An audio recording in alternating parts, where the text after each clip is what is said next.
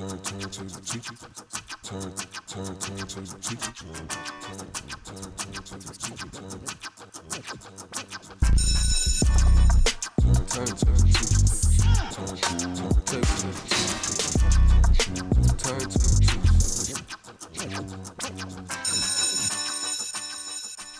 And welcome back. I'm Mike with the Turntable Teachers, and class is officially back in session.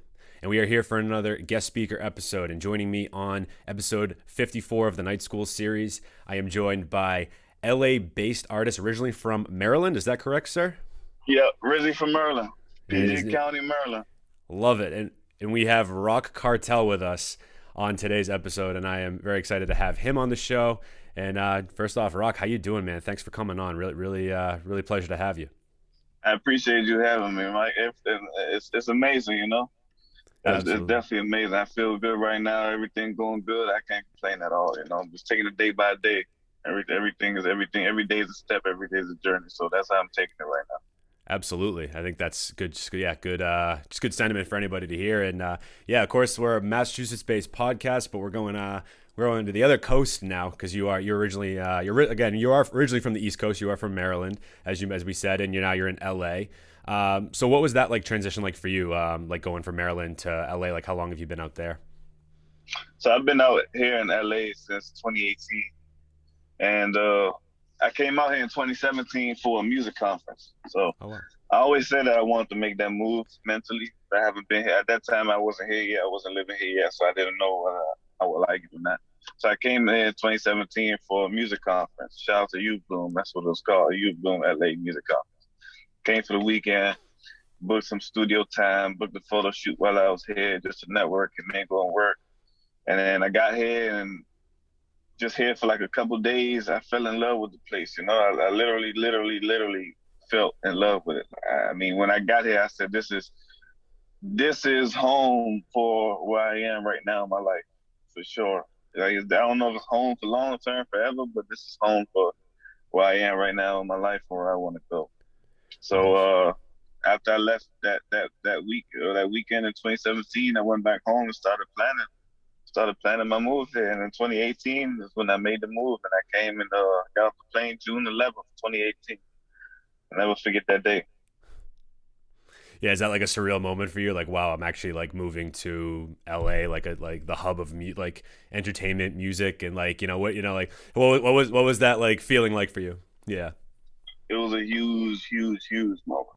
Very huge. So I can't complain at all. I'm here where I want to be, and I'm just taking it day by day. That's best we can do, man.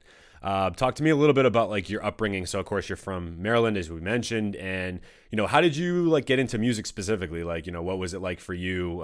Growing up, like and how did you get rapping and things of that nature? So for of course our audience who not that familiar with Roc Kartel, he's of course a rapper, hip hop artist. Definitely you are definitely in tune with a lot of contemporary styles of now. Talk to me a little bit about though your early years in music and really upbringing with it. What happened was, so growing up, I grew up in PG County, Maryland. Growing up, I used to spend 9 months in Maryland and 3 months in Brooklyn. Because that's where my father lived. He used to live in New York. He used to go back. He used to live in D.C., then New York, and back to D.C. So growing up, spent time in PG and like with my mother for 9 months. And then during the summertime, I'd go to New York and be with my father. So my father is an artist himself. He's a musician himself. My grandfather's a DJ. My grandfather's been DJing since I was a baby. It's this club called the Crossroads. It's in Bladensburg, Maryland. Crossroads it's shut down now, but back in the early 2000s and the 90s, it was this place on the radio everywhere. So my grandfather was a DJ, so he used to have a Crossroads. I think it was maybe every Thursday or Friday night. I can't remember the exact night, but he used to shut it down. His name was on the radio, DJ Bob the Wiz. Shout out to my grandfather. So he was in the music. My father himself was in the music. My brother he writes lyrics, he raps too. My sister, she's a songwriter, she's a singer. Oh, wow. So when we were young and in New York, my father, he had like a little home studio set up, and sometimes we would just write I probably was maybe like 9, 10, or 11, somewhere in that age, like 12. I can't remember the exact age, but maybe like 12, 13. But I was super young, and I just remember, like we would just write, as a family. I guess like that was our bonding way. It was just so natural for us. But we would write, and just have fun with it, like play a beat and then just write some raps, and then my sister would sing, and my father had us doing that, and he plays all types of instruments, and he's good on the vocals as well. So it was just one of those things where it started for me when I was about 10 years old. But it's, as far as family backgrounds, come from a family of musicians. So yeah, you got to just thrust it into that world because you had so many people around you doing it, and yeah, that's awesome. I really like hearing that. So definitely a musical family you come from for sure, man. That's amazing. Like even dating back to your grandfather, that's really cool. Yeah, and he's still DJing today. Like Your grandfather? he has he's 71, and he has an online radio station right now. He still do parties and stuff every time. But he picked up the online radio station because of COVID, and he's been loving it ever since. And he's literally every day he's on it, sharing it on Facebook. He's super dedicated, I love it. I love it. So anyone out there, like this man is 71 years old, still figuring out, right? Like still figuring out his way to get it out there. So people that, maybe just, yeah, like your age doesn't matter. Like so is he still hip with like, does he play like modern stuff? Like what is his station like? Like, does he play a lot of older stuff or? He's overall, but he specializes in reggae. So he plays a lot of reggae, a lot of Bob Marley ish, a lot of soca, a lot of Caribbean music. But he's also like an overall, the old school music, the Michael Jackson, everything. So he's like he just like an overall DJ. That's amazing. Good for him. Good for him for to still be 71 and still doing it. Still doing it, and to be honest, I mean, it's one of those things that keeps him going. I think he just loves to. It keeps him going. Absolutely, absolutely. Musically, what were some of your influences? Like you growing up with your family, like what would you guys listen to? My mother would listen to a lot of R&B, a lot of hip hop. I mean, growing up, I heard, Lil Wayne, C Murder, Nas, and then Destiny's Child, Michael Jackson, a lot of Michael Jackson. Um, you know, just that whole era, like that whole era that I remember. Missy Elliott. I mean, I recall seeing that whole entire era, like every day, because that was back in the days of MTV Jams and those kind of days. So my mother would just have the channel on MTV Jams, and they would just be playing music videos all day. So I just remember seeing many different artists. Yeah, those are the days I grew up in too. So those are totally, I absolutely remember that 1,000%. The MTV and VH1 days for sure. So in terms of like Maryland, like what's the scene like there? Are you tapped in with the indie scene in Maryland still, or is it not really something that? Yeah. I'm definitely still tapped in. The scene right now is actually coming up. I mean, we doing really really well. Like we haven't had a breakout star yet, and I want that to be me. But we had a few good acts that came out of there. Like I think Gold Link is probably one of the few biggest ones. You got like Shaq Lizzy, you know. Of course you got Wale. Everybody knows Wale, and then you got a bunch of other people coming up as well. So right now, I mean, the scene's doing pretty good. It's just a matter of what we really need there is we need more we need more of the business side there, Mm. Mm. And Yeah. I think once we get more of the business side there,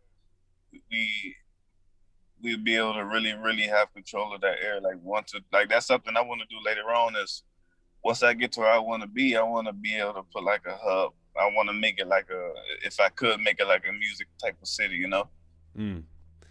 Yeah, but in Boston, in a lot of ways, is very similar. You know what I mean? And I think it's hard. I mean, the biggest markets for music at this point are, L.A., New York, Atlanta.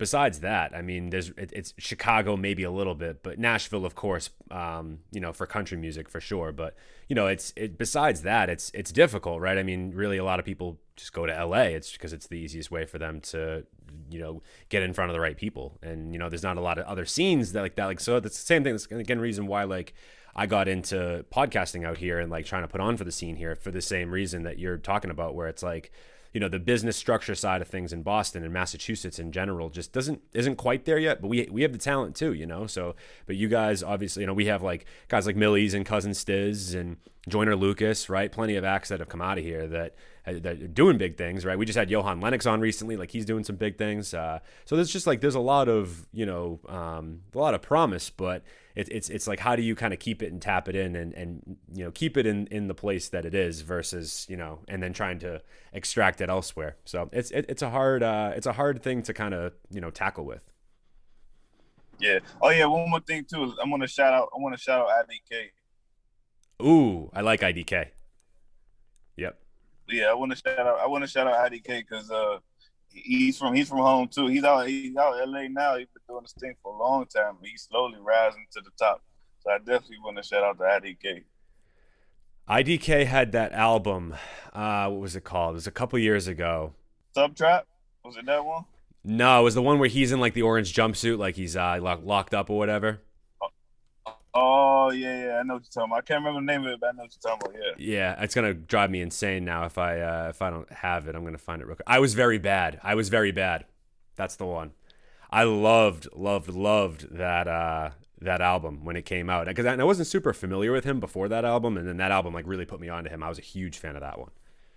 Yeah, he's definitely killing it right now. Yeah, he's a great artist for sure. Even Logic is someone that came out of the Maryland area too. Oh yeah, shout out Logic. How can I forget Logic? Yeah, of course, shout out Logic. Yeah, Logic too. Logic is a legend right now, you know. Oh, absolutely. He's at that point. I feel like. I mean, he's got some unbelievable mixtapes and things of that nature. So, but yeah, man, I just definitely want to talk more about your music, of course, because you're an artist now yourself, and you just released a single called High Road. So talk to me a little bit about the meaning behind this song and the creative process. And this is your first drop in 2021, correct? Is High Road? Tell you about a man named Kartel. I pay you no attention, but I really mean it. And I'ma do my thing and I'ma kill it, cause I see where I go against the grain, but I admit the shit was done with. If you get out of line, you get back in, but I don't. If you're gonna be a lame, you go ahead, but I won't. I really wanna snap, but I'ma take the high road. I go and get the money, do the things that I know. Yeah, it's my first drop of 2021. And High Road, I wrote that in January, I think. I wrote it, and then as soon as I wrote it, I said I gotta record this right away. Actually, you know what? I had a session like the day after I wrote it, so I already knew I was about to record it. But yeah, so at that time, and to be honest, it's just a general life thing, right? I had an issue going on, a little personal issue going on. I was kind of upset about something that happened family-wise, and I was like, okay, you know, I could deal with it this way, I could deal with it that way. For me, the way I like to express my, you know, feelings or my angers is through my music, you know, through my creativity. I like to put my energy towards there rather than being too upset about something or too bitter about something. I like to put that energy into my craft, and you know, because that's what I do, you know. So High Road is one of those songs where we as people, you know, we deal with certain things. Not everything is to our liking. Not everything goes our way. And we have two ways to respond to it, you know. In the past, it could have been this way. And in the present, I'll take the high road, which is me moving forward, taking all that baggage, taking all that energy and letting it benefit me rather than hold me back, you know. So High Road is just that, you know. It's one of those things where you go through a situation and you can either snap or you can either lose your shit. I don't know if I can curse on here. You're good. Yeah, you're good. Or yeah, I can either lose my shit or I could just, be emotionally mature about it and take that same energy And rather than what hold it inside, I could just take it and do what I love to do with it and put it in my art. So High Road was that. High Road. That's where that title came from. That's where that song came from. And then, like a lot of days now, you have a lot of, especially during COVID, you have a lot of people in the industry that's just more so just fishing for money from artists that's not really having any kind of general care for the product or whatever. It's just a matter of how many artists can I get to pay this amount for whatever service I'm offering. Still, there's no real foundation behind it, you know. And I ran into a few of those people, and I'm like, okay, if you're a fake, if you like a so-called gatekeeper, I have the ability, and I'm the type who really don't give a fuck. So I have the ability, and I have the non-care to just take it from you, and just take and change the game and make it the way I wanted to make it. So that's the way High Road like came about. It came about in many ways, you know. For sure. I think it's, and then it's great because that's music, you know, people can interpret it their own way and spin it to create for their own lives. And I think that but the message itself is really great. And that's why I like the song a lot. I mean, we have it on our playlist right now, our Night School New Music playlist, the curated playlist that we run. Song is definitely linked in the description of this episode, so make sure you check it out. It's definitely a great song from Roc Kartel. And in 2020, you actually dropped an EP called Time Is Now 2. So talk to me a little bit about that project as well, and sort of the reception you got behind that, and as of course the creative process towards Time Is Now. So Time Is Now 2 was a follow-up from Time Is Now 1, which also came in 2020. And that came like in that just the whole mindset of Time Is Now, right? Like that came in the midst of COVID, because I was already gonna do this event called Time Is Now, which was gonna be like I was gonna do like this little event in LA before COVID hit. So Time Is Now was already on my mind, but at that time I didn't think it was gonna be like a EP or album name. But Time Is Now was in my head, and Time Is Now was one of those things where, for me, I don't have time to waste. You know what I mean? Like it's yeah, we know life is short. Yeah, we know tomorrow not promised, but it's a lot of events in life where COVID taught it right there that tomorrow could be snatched away, and not just your life, but your finances. You know, you can have a promise, whatever, and you think it's called sustainability, but it's really not. You know, we're only inches away from falling off a cliff. You know, so Time Is Now is one of them things where and there's no need to wait on nobody to make it happen for me. There's no need for me to wait on nobody to give me opportunity, and then definitely no need for me to wait on anybody to create opportunity. It's all in me to do that. So Time Is Now is one of the things where I'm going to do that right now, because before that, I was doing a lot of BS. You know, like I was actually focused on my career, but I wasn't really.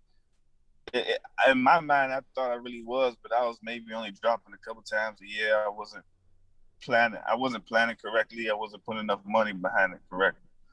And then I said, you know what, if I'm gonna do this, I'm gonna do this now. Like no more time to waste. So in 2020, boom, 2 EPs right there. Time Is Now 1, Time Is Now 2. And the whole creative process was just it was just in the spur of the moment, you know, like just feeling it, you know, feeling the vibe.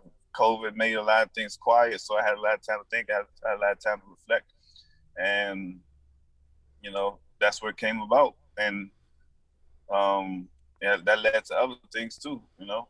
Yeah, for sure. For sure. No, and it's cool you did it kind of in 2 different EPs, right? Because you had the obviously number 1 and 2, and making it almost like a continuation as well.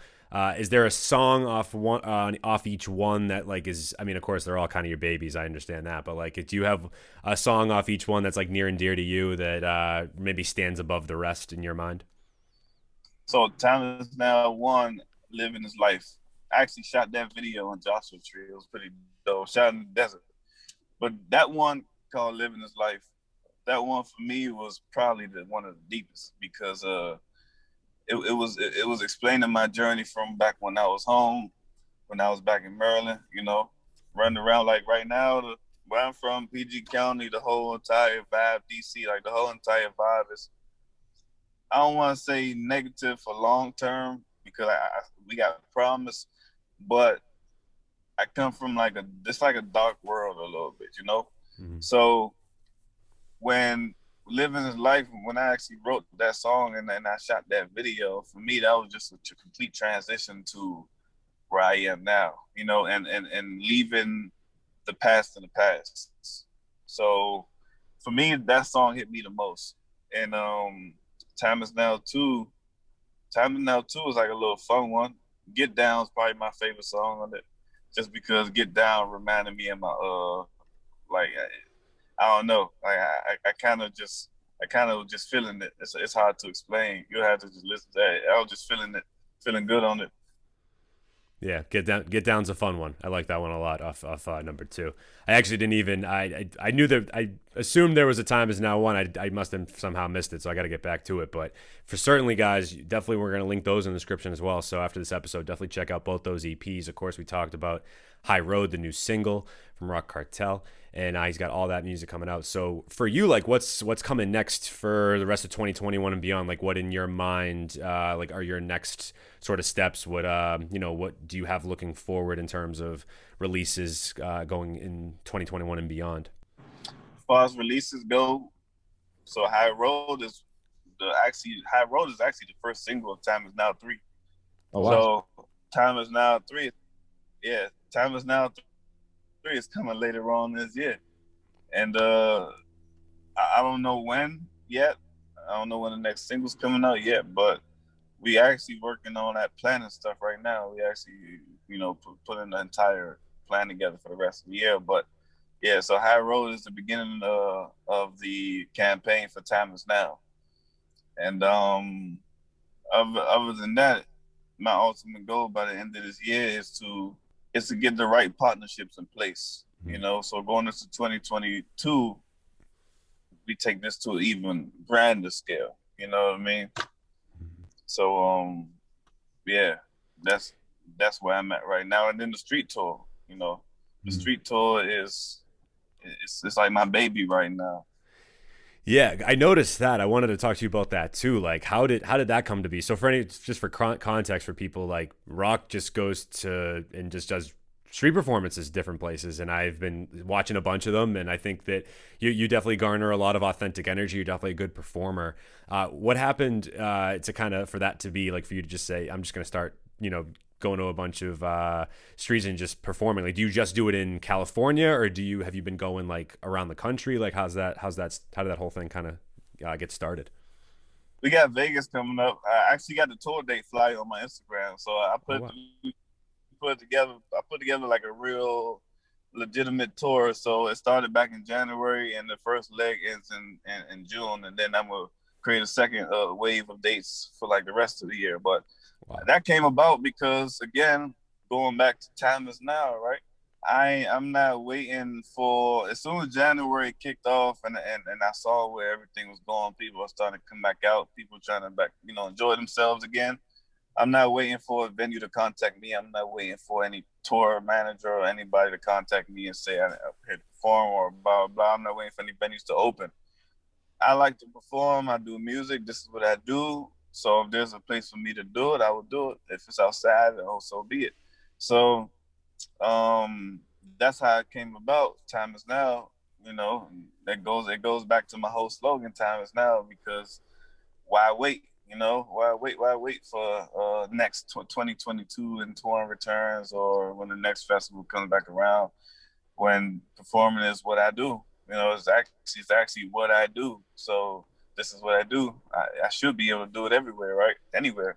Mm-hmm. So that's how that came about. And also it brings a different energy to me as well. Like it keeps me, because the day-to-day is a grind, right? Mm-hmm. Like I fund everything. So I got side hustles that I use to get my money. So when I actually go and perform and do my street dates, right after the performance, it's like an adrenaline rush, because it just sits me back into my soul almost. Like, it just sits me back into my purpose and what I truly love to do, and just continuing to get back to that place when the everyday world can suck you into many different directions, but continuing to get back into that place where I'm doing what I love to do, I can't beat it. I Mm-hmm. can't beat it at all. Absolutely. And so for you personally, like what's been like a place or maybe even like a street potentially or like wherever it was, one of your most like memorable performances that you've had of the last couple of months. But by the way, I think this is like really cool and for good for people to hear because like you're kind of a go getter, man. You're just like, hey, like this is what I want. I'm not gonna wait, and I'm just gonna go perform because I can, And I think that that's a really good a good mentality to have. I think you know what I mean. Like you're right. Why wait? Why wait around? For it if, you can just go make the best of the situation that you have.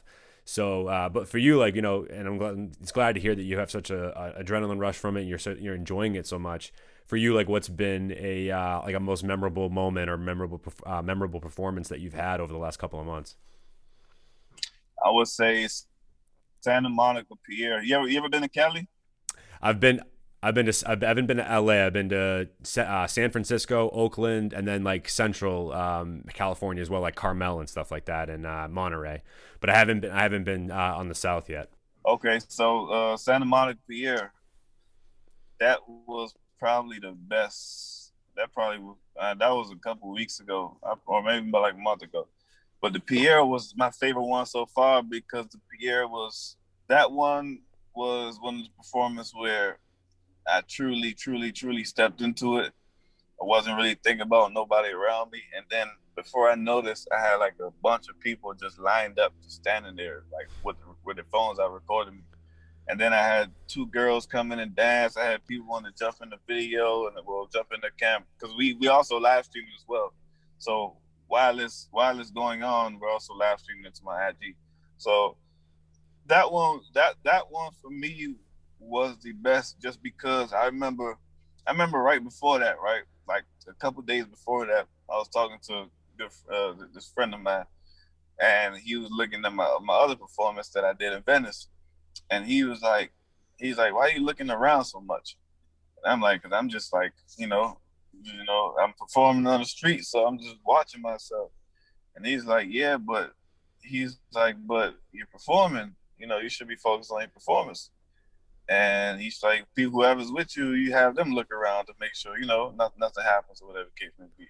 And he's like, you look like you're, he said, look like I was like getting ready to box while I was performing or something like that, just looking around, looking around. So I thought about that and I'm like, damn, I'm like, he was right because I felt like I wasn't truly there.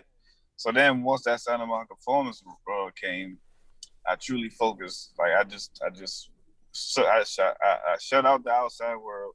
I zoned out from anybody who was walking past or anything.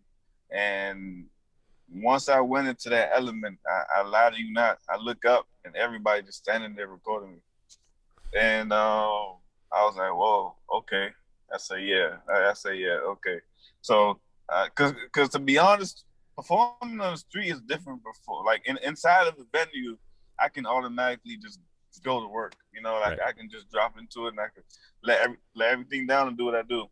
Performing on the street, I had to get used to it. It's a little different. You got people walking past.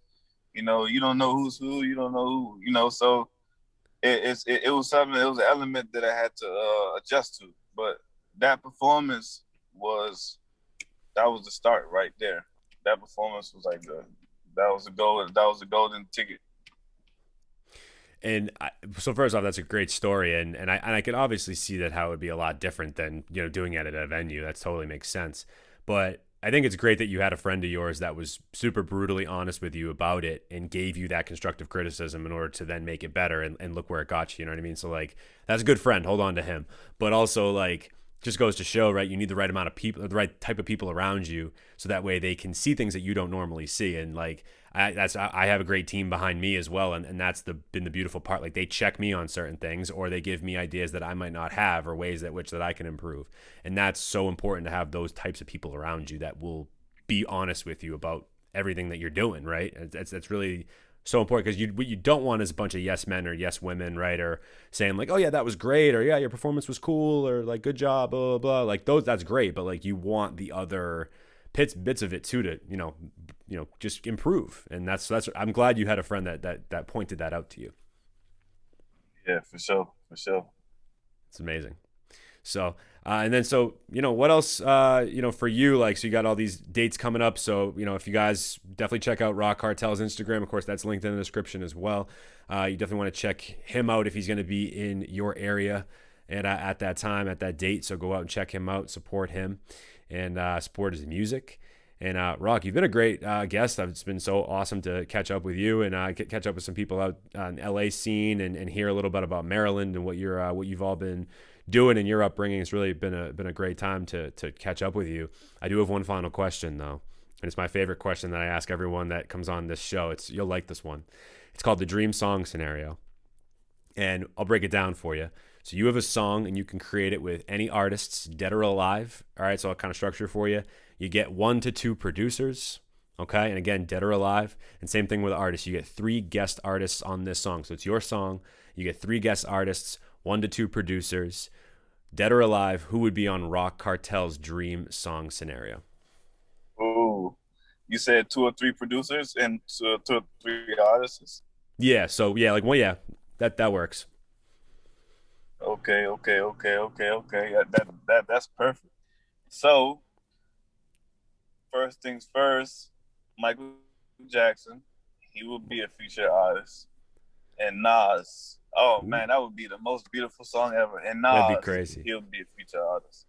My producer would be Quincy Jones. Ooh, I like that. Beethoven has an amazing sound that I think is so unique. It's modern too. He does a lot with it. So that would be a unique collaboration that I would love to hear. Me, Beethoven, Quincy Jones, Michael Jackson, and Nas. Damn. And oh man, that's my dream song right there. That sounds good to me. I would totally listen to that. I think a lot of people would too. That's a good one. Very, very good choices there. We actually, on our last guest speaker, we just the same. This is 2 Michael Jacksons in a row, actually. That's the GOAT. That's the legend, Yeah. Our last guest, Simply Whitney, she had him in her dream song scenario as well. So it's pretty funny. So we're going on. Michael Jackson's got a streak on this episode. He's got a two episode streak right now of choice people choosing him. Roc Kartel, everyone. This has been an amazing episode. Thank you so much for being here and joining the Turntable Teachers podcast today and being with us. And plug away. Tell the people where they can follow you. Your socials, websites, all that stuff.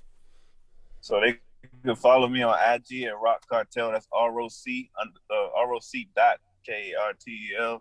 Roc Kartel on Twitter _ my website, rockartelmusic.com. YouTube, Roc Kartel, everything Roc Kartel. It's just wherever you at. Facebook, Roc Kartel Music. And but I'm most active on Instagram. So if they want to tap in, they want to get to know my latest updates and everything, Roc Kartel, ROC.KARTEL on Instagram. And then they can subscribe to my website too, rockartelmusic.com. I appreciate you too, Mike. Oh, of course. No, it was great talking to you and catching up. Like, we're very interested to see what's coming next for you. And whenever I'm able to travel again, which is hopefully very soon, and get out to LA, hopefully I can catch one of these street performances at some point. That would be awesome. But if you guys are out that way and you want to, yeah, definitely. Anyone listening to this, if you're out that way and out the West Coast, or definitely obviously check Roc Kartel's Instagram for those dates, as I mentioned, and of course stream all the music that is linked in the description of this episode. And if you're a fan of Roc Kartel, just coming on to us for the first time, follow us at Turntable Teachers on Instagram as well. Also follow our website, www.turntableteachers.com, and make sure you subscribe to our podcast, whether it's YouTube or any streaming service where you get your podcasts, Apple, Spotify, SoundCloud, you know the deal. And once again, Roc Kartel, thanks so much for being here, man. I'm glad that we got to catch up and talk about things things you're doing and what's coming next, and of course your early years with your family, and that's just really I think you have a great trajectory, great story, and I'm glad people got a chance today to hear it. And we'll have to get you back at some point for sure. For sure, Mike. I appreciate you. Oh yeah, one last thing too. If anybody is in Vegas May 15th, the weekend of May 15th, they're going to see me shut down the strip because I'm doing the 15th and the 16th, the strip for about 3 hours. So, yeah, I just wanted to add that. Oh, I'm glad you did. So, guys, make sure if you're in the Vegas area on that weekend that you check that out. And of course, it'll be live streamed anyway, right? So anybody that isn't in that area can live stream it. Yep. Awesome. Well, Roc, again, thank you so much for being here. This is a fantastic episode, and we appreciate your time. And good luck with everything that you got coming. And we look forward to following you from here moving forward. So, hey, appreciate it, Mike. Thank you for having me too. Good luck with everything you got going on too. I appreciate this. I see what you're doing too. You're killing it. Thank you very much, man.